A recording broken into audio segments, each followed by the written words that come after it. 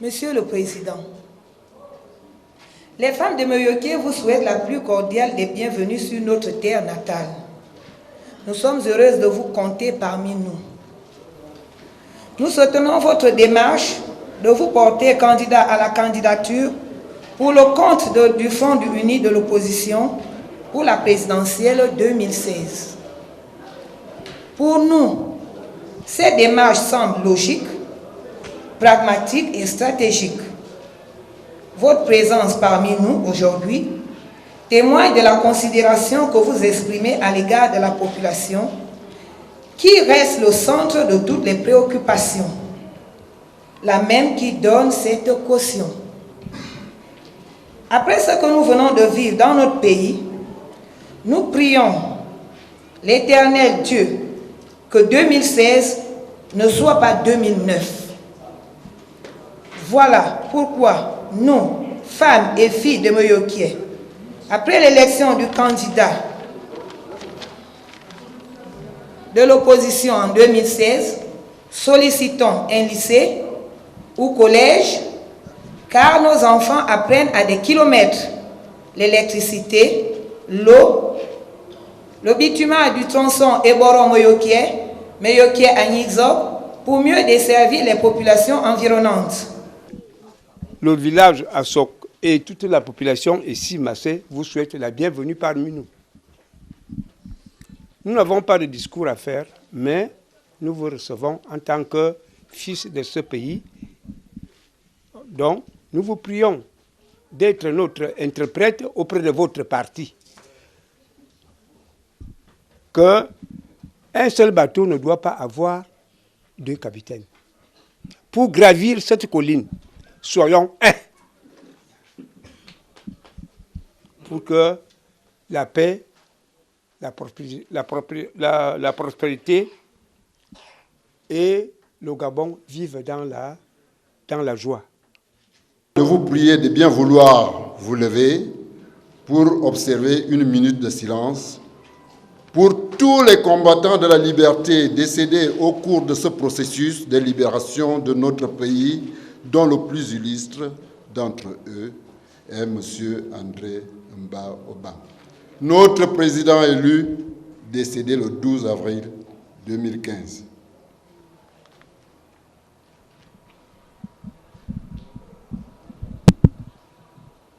Je vous remercie. Monsieur le Président, votre visite dans notre district de Moyokie nous honore en même temps qu'elle place en nous un réel espoir pour une alternance politique dans notre pays. Aussi, nous vous remercions et vous encourageons pour les initiatives prises par vous depuis votre ralliement à l'opposition, notamment votre tournée interprovinciale qui permet de partager notre dure réalité quotidienne. Oui, Monsieur le Président, les populations du district de Moyokie, comme ceux du reste du Gabon, souffrent de l'absence de routes, de dispensaires, d'écoles, d'eau potable, d'électrification, etc. Recevez nos plus cordiales bienvenues. Je ne serai pas long dans mon propos parce que vous le savez tant mieux que moi, les problèmes de la jeunesse de ce village, sinon de ce pays. Et ces mots ont un nom. C'est le chômage, c'est l'analphabétisme et c'est l'absence de soins. Et comme on le dit souvent, il est mieux d'écouter le mvet dans la tradition, enfin, dans la bouche du conteur. C'est pourquoi nous profitons de l'occasion pour vous exprimer tout cela. Nous n'avons pas de route. La bouche, je pense que dit peu, mais les yeux parlent mieux. Vous avez constaté, en partant de Koumassi, pour atteindre Toefak, combien de temps vous avez mis. C'est dire que notre peine est énorme. Et comme vous êtes là, il est bien vrai que nous ne sommes pas encore en temps de campagne. Mais l'occasion faisant le larron, nous profitons de la circonstance pour vous exprimer tous ces problèmes que nous avons. Il n'y a pas de route, il n'y a pas de dispensaire. Même l'école aussi, il n'y en a pas. Parce que l'école ne se limite pas aux 4 murs. Il faut tout ce qu'il faut comme mesure d'accompagnement. Les enseignants, les manuels, nous ne les avons pas. Et comme vous êtes bien là, il n'y aura pas d'intermédiaire de vous à nous, en tant que jeunes et représentants des jeunes de Toefak, nous vous exprimons nos doléances. Et nous pensons que celles-ci ne resteront pas lettres mortes, parce que c'est déjà une tradition. Nous nous exprimons et jamais nos messages sont entendus. Ça tombe dans les oreilles des sourds. Nous avons besoin des gens qui tiennent compte des problèmes de la jeunesse, parce que sans la jeunesse, on ne peut rien faire. Quand nos grands-parents, nos parents qui sont aux commandes aujourd'hui vont partir, qui va les remplacer si les jeunes ne sont pas formés? Sur ce, nous demandons à ce que nous ayons des infrastructures pour que notre village soit un village digne de ce nom, avec un dispensaire bien garni en médicaments, une école digne de ce nom, avec la route. C'est vrai que c'est un problème national, parce qu'au Gabon, nous n'avons pas de route. Ce n'est pas que nous sommes en train d'insulter X ou Y, mais c'est une façon de dire la vérité. Vous avez pris l'initiative de parcourir le Gabon en voiture, c'est à louer. Parce que si demain, vous êtes au sommet de l'État, vous ne serez pas étranger par rapport à ces problèmes-là. Vous n'allez plus dire que non, telle localité c'est où vous avez fait le Saint-Thomas, c'est-à-dire toucher du doigt. Vous connaissez déjà le regroupement des villages Toy et Fac. Vous connaissez déjà les problèmes de la jeunesse de Toy et Fac et par voie de conséquence les problèmes de la jeunesse gabonaise. Donc, si vous pouvez être le sauveur que nous attendons pour résoudre ces problèmes, je pense que le moment est venu pour que nous nous exprimions et pour que vous aussi, vous nous retourniez l'ascenseur.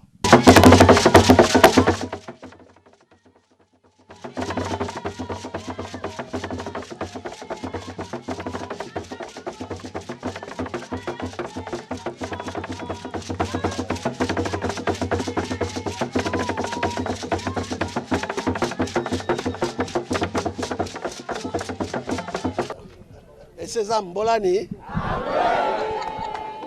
ma comme fang, ma comme toum. Et c'est pour ça que je vais continuer en français.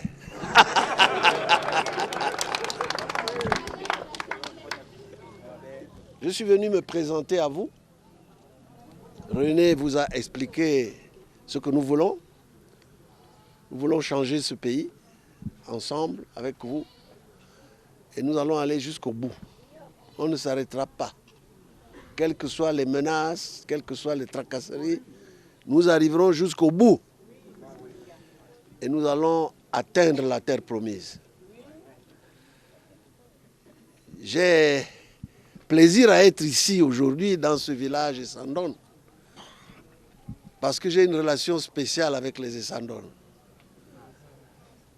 C'est difficile de vous expliquer pour le moment, mais je sais que vous savez.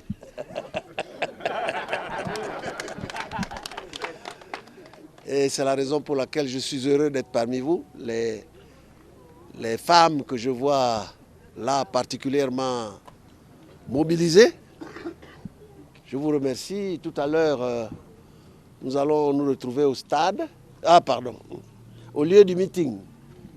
Et nous allons développer davantage ce que nous proposons. Les changements que nous proposons dans ce pays, la volonté, la détermination que nous avons d'aller jusqu'au bout, on ne s'arrêtera pas. Personne ne pourra nous arrêter. Le changement est en marche. Et celui qui bloque le pays depuis des années doit partir. Et il partira.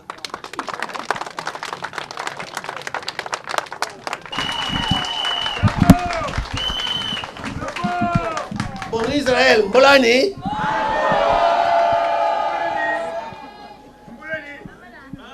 Nous allons partir d'ici, du haut de ce fort, pour libérer la terre promise. Nous partons d'ici, aujourd'hui, et nous allons atteindre Canaan.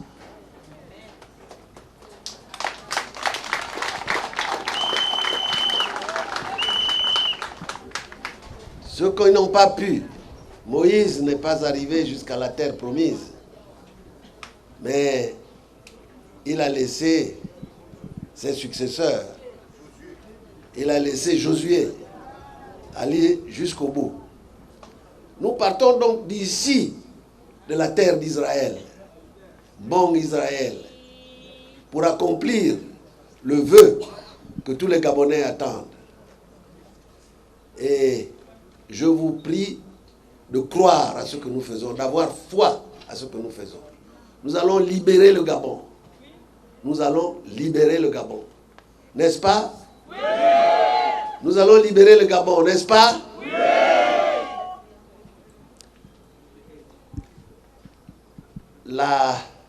Le haut thème, Mimboul en particulier, a été pendant 50 ans sacrifié. Nous le savons tous. Et le fait que je parle aujourd'hui du haut de ce fort et cette province du Haut-Tem sacrifiée est significatif. Je viens me présenter à vous.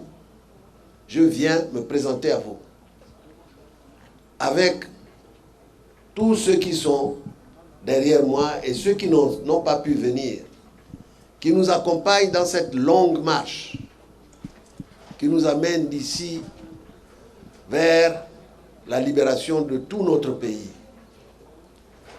Notre pays, pendant 50 ans, a été dans les ténèbres. Pendant 50 ans. Nous pensons que ça suffit comme ça. Aujourd'hui, le pays va mal, très mal. Et il faut que quelque chose soit fait pour que notre pays retrouve sa dignité, pour que vous et les autres populations du Haut-Tem et du Gabon en général puissent se sentir à nouveau dignes de leur pays. Nous avons été humiliés, nous sommes humiliés, tous autant que nous sommes humiliés. Et nous ne pouvons pas accepter ça, nous disons, ça suffit comme ça. Ça suffit comme ça. Nous avons de grandes ambitions, de très grandes ambitions pour notre pays. Nous avons un programme qui est en préparation, qui est déjà prêt, mais que nous ne soumettons pas encore, parce que nous n'avons pas atteint le terme de notre parcours à l'intérieur du pays. Il me reste encore à visiter la Nyanga, il me reste encore à visiter le Gouelolo, et j'aurais fait le tour du Gabon, avec la nécessité de repartir ici ou là, dans des localités que nous n'avons pas pu visiter. Alors, la visite que nous effectuons au Haut-Tem est une visite tout à fait particulière et tout à fait significative. Je vous le disais tout à l'heure, c'est d'ici que nous partons pour libérer notre pays. Nous pensons que le Gabon a vécu depuis 50 ans dans beaucoup de domaines à reculons. Le Haut-Tem, Minvoul en particulier, tout s'est dégradé depuis 50 ans. La route, j'ai dit, la route qui relie Minvoul à Oyem, qui est en principe la grande route qui vous relie au reste du Gabon, est une piste d'éléphants. C'est une honte d'avoir une route comme ça. Et ça fait 50 ans que ça dure. Que la route qui, pendant la coloniale, était encore praticable, a reculé. J'ai honte de voir ce que j'ai vu hier. J'ai honte de voir ce que j'ai vu hier. Et je vous promets qu'ensemble, nous allons corriger ça. Ça fait partie des priorités que nous allons mettre en place. Le problème de la route, le problème des infrastructures, y compris l'eau et l'électricité. Toutes les autres provinces du Gabon sont couvertes par un barrage à raison d'un barrage pour 2 provinces, sauf le Haut-Tem et le Gouévino. Et depuis des années, on prévoit de construire le barrage de Lokano. On en fait 2. Jusqu'à présent, rien n'est fait. Tout le reste a été fait, sauf ici. C'est vous dire que Minvoul subit un traitement dégradant, mais le Haut-Tem en général subit ce même traitement avec les slogans du type « tout sauf enfant ». C'est inacceptable. Cette manière de diviser notre pays est inacceptable. On ne divise pas impunément dans un même pays le nord contre le sud, les jeunes contre les vieux, les femmes contre les hommes. Si vous continuez comme ça, comme les émergents le font, il n'y a rien au bout que la guerre civile. Et nous ne voulons pas de la guerre civile. Notre pays a toujours vécu en paix. Et nous souhaitons vivre en paix. Mais pour cela, pour faire la paix, il faut être deux. Pour faire la paix, il faut être deux. Nous voulons la paix et nous espérons que les autres veulent aussi la paix. Et les problèmes de la route, je viens de les mentionner, des infrastructures, la route, l'électricité, l'eau, les dispensaires, les hôpitaux, les enseignants, les professeurs, mais aussi le personnel soignant, les médicaments. Même si vous avez des dispensaires, s'il n'y a pas de médicaments, on ne peut pas soigner. Le problème donc des médicaments, nous allons nous pencher en priorité sur ces problèmes-là pour les résoudre. Alors la route, l'éducation, la santé, il y a aussi le problème important de l'agriculture. Mimvoul, le Hontem, a été toujours une région agricole. En venant, nous avons vu les plantations de cacaoyers qui sont à l'abandon. Cette région produisait du café, du cacao et tout le reste. Ça a été abandonné pendant 50 ans, sans aide, sans assistance. Il faut que nous retrouvions nos traditions agricoles.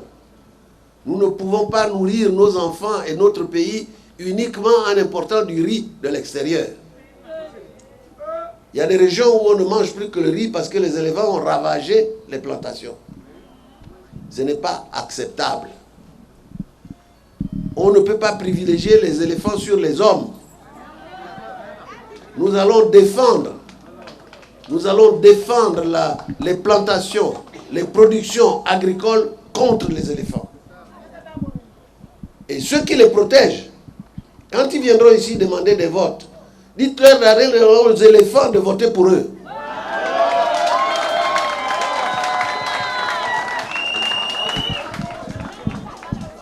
Voilà. Nous disons en matière d'agriculture, en matière agricole, que le Cameroun voisin, tout juste à côté, le Cameroun, nourrit sa population. Nous, 80% de notre nourriture arrive de l'extérieur. Le Cameroun nourrit sa population et exporte le manioc jusqu'en Angola. Et pourtant, le Cameroun, c'est à côté. C'est le même peuple qu'en. C'est les femmes. C'est le même climat, la même culture. C'est la même terre. Et pourquoi ce qu'on fait au Cameroun, on ne peut pas le faire au Gabon? Pendant ce temps, on va en Malaisie avec des projets dits graines qui sont gérés par 2 ou 3 personnes qui ne connaissent rien à l'agriculture mais qui sont à la présidence. Le ministère de l'Agriculture n'est pas associé. Et on vient vous chanter 1 an avant les élections le projet graine, graine, graine. La graine ne poussera pas. Comme les autres projets que vous avez vus, quand il est venu, il a promis, il n'a rien fait. École, 0. Dispensaire, 0. Route, 0. Électricité, 0. L'eau, 0. Ça fait plusieurs zéros. 0, 0, 0 plus 0, ça fait toujours 0.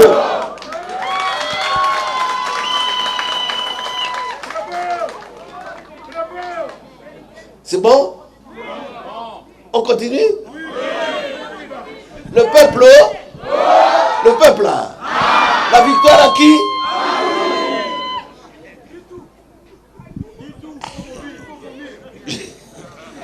Je dis presque tout, parce que mes frères qui m'ont précédé, notamment Capo, le Wan, René de Maison, Obian, l'homme qui a fabriqué le PDG et l'homme qui a dit aujourd'hui je jette le PDG. Donc le PDG est mort. Le PDG est mort. René vous a tout dit. Hein? Hier, j'ai écouté quelque chose qui disait quelque part, je n'ai pas tout à fait retenu, il parlait de l'écureuil qui est en haut et qui de la hauteur voit tout. Et l'écureuil descend pour dire à la gazelle, attention, ça va mal. Et la gazelle qui ne voit pas haut, il dit non, non, non, ça va pas mal. Il dit mais c'est moi qui suis là-haut, c'est moi qui vois. Voilà René, il a vu là-bas que ça va mal. Il vient vous dire que ça va mal. Donc n'insistez pas. Partez. Laissez le navire là qui coule à sa perdition. Alors, nous revenons pour vous dire que l'agriculture est une chose importante. Nous allons accorder la priorité à l'agriculture. Mais l'agriculture, même si vous produisez, vous ne pouvez pas évacuer vos produits s'il n'y a pas de route, s'il n'y a pas même de piste qui relie certaines zones de production à la route. Il faut aussi que les produits puissent être conservés. Il faut qu'ils puissent être stockés. La véritable chaîne de production, nous nous adressons aux spécialistes. Nous avons des spécialistes de l'agriculture, des Gabonais, qui pensent avec nous et nous disent ce qu'il y a lieu de faire avec la FAO et les organisations internationales. Nous allons ramener la balle au centre, comme dirait Capo. Nous allons ramener la balle au centre. Voilà. Je ne vais pas parler sans fin. Je vais aborder quand même le problème de la jeunesse. La jeunesse, elle est sacrifiée. Vous voyez, au Gabon, l'université est pratiquement fermée. La police siège en permanence dans le campus. Les écoles sont fermées. Les enseignants grèvent. Les enseignants ne sont pas payés. Les bourses ne sont pas versées. Comment voulez-vous vivre dans un pays comme ça, qui ne s'occupe pas de sa jeunesse, mais simplement d'aller se promener au Brésil ou ailleurs pour aller regarder des matchs de football? Vous organisez des courses de pirogues, des courses de bateaux. Vous appelez Messi.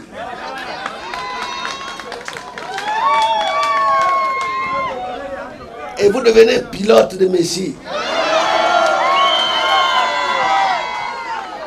Le président de la République devient le pilote de Messi.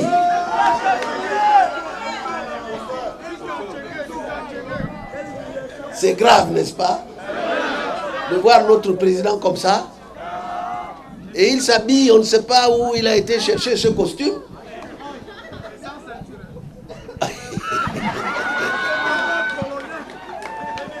Et il siège comme ça en conseil des ministres avec un accoutrement bizarre. On ne sait pas où il a cherché le chapeau, ni la robe. Ni la robe. Peut-être parce qu'il tourne le dos, on ne sait pas. Il porte une robe.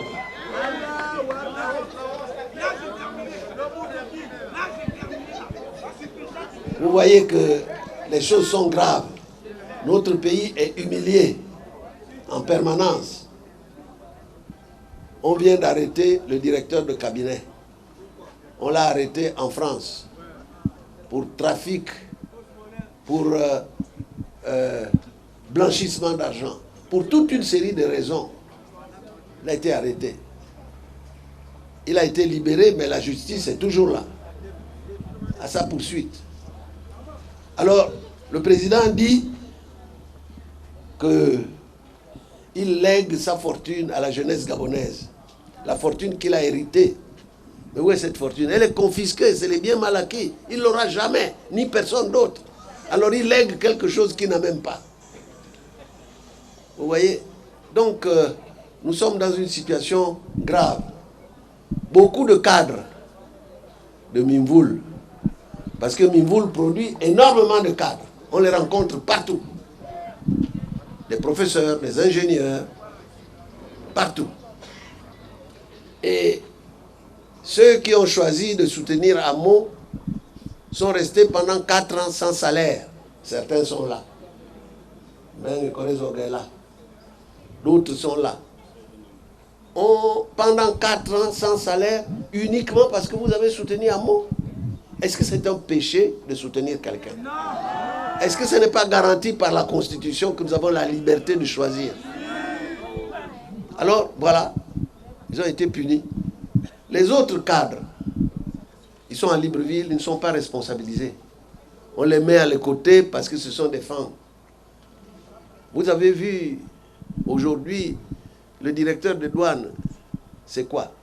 Le directeur des impôts, c'est quoi?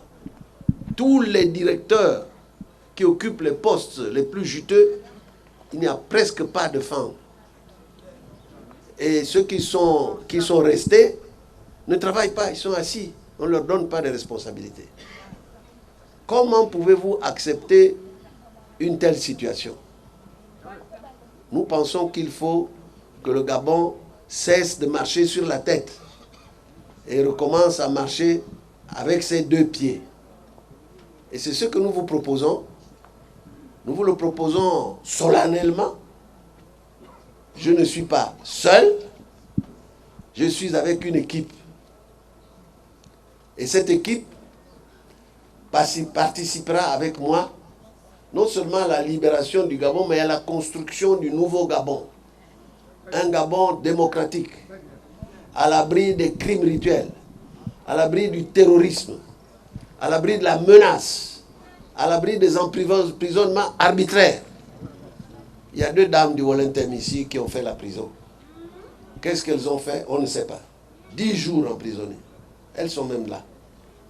Dont Annie Léa. 10 jours emprisonnées, aucune raison. Parce qu'on croyait que, avec l'arrivée du corps de Amo, ce sont eux qui vont faire soulever la population de Libreville. Mais malgré l'emprisonnement, il y avait 100 000 personnes à l'aéroport. 100 000. Le cortège s'allongeait sur 12 km. Mais ils étaient pendant ce temps arrêtés. Vous voyez que on ne peut pas continuellement emprisonner un peuple, l'empêcher de travailler. Hier, c'est Pierre Amogemba qui disait, sur toute la zone côtière, 75% de la pêche côtière est mobilisée par nos frères du Nigeria et les frères ouest-africains. Les Gabonais n'ont pas de travail. Il faut que les Gabonais retrouvent du travail. Il faut que la jeunesse... Notre pays, malgré tout ce qui a été fait, malgré les drames, malgré tout, nous devons pardonner. Parce que lorsqu'on vit dans une société, dans un même pays, comme l'a dit un célèbre membre de l'Académie française, les ennemis d'hier deviennent les amis de demain. On ne peut pas vivre ensemble au sein d'un pays, d'un même pays, en ressassant constamment les haines et les drames. Il faut donc savoir pardonner. Je crois que c'est quelque chose d'important. Oui, amour, c'est la même chose. Hein. Je crois que l'amour, d'abord au sein d'une famille, c'est très important. Mais au sein de la nation, je crois que c'est ce qui fait le drame aujourd'hui de ceux qui nous gouvernent. Parce que ils pensent que le succès vient de la division. Opposer le nord contre le sud, opposer l'est contre l'ouest, opposer les jeunes contre les vieux, opposer les femmes contre les hommes, opposer les tribus entre elles. Il n'y a aucun succès dans une politique de ce type-là, aucun succès. Vous amenez le pays vers le drame, vers la guerre civile, comme ce que nous avons connu ailleurs.